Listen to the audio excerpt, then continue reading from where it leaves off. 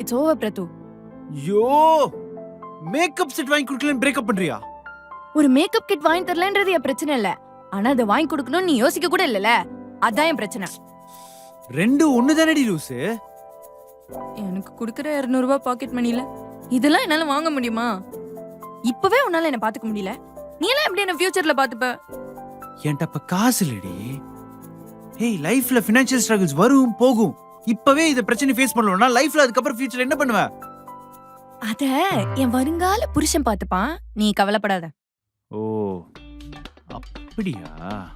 ஆனா வயிறுஞ்சு சொல்றேன்டி, உன்னை கல்யாணம் பண்ணிக்க போறவன் போன ஜென்மத்துல கண்டிப்பா பாவம் பண்ணிருப்பான்.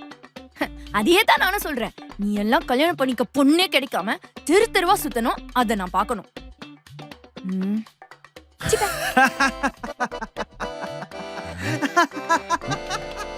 என்ன காமெடி ஷோஸ்ல ஜட்ஜஸ்லாம் சிரிப்பாங்க, அப்படி சிரிக்கிறான். ஐயோ தம்பி, என் பொண்ணுகிட்ட நீங்க இன்னும் பேசவே இல்ல, அதுக்குள்ள இப்படி சிரிக்கிறீங்க? ஏன் என் பொண்ணு முகத்தை பார்த்தா அவ்வளவு காமெடியா வருது? அதானே